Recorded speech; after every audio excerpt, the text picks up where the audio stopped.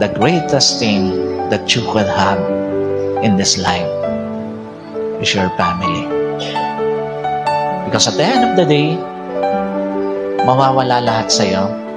Pero kapag ka nasa sa piling mo at nasa tabi mo pamilya mo, pakiramdam mo, buo ka pa rin. Again, sa mga kaya pang habuling relasyon, habulin natin. Sa kaya pang buuin, buuin natin. And I believe that family is one of the greatest gift given to us by the Lord. Isa sa mga pinakamagandang regalo ng Diyos sa atin, yung pamilya natin. Kaya pakaingatan natin, pakamahalin natin, pakahalagaan natin,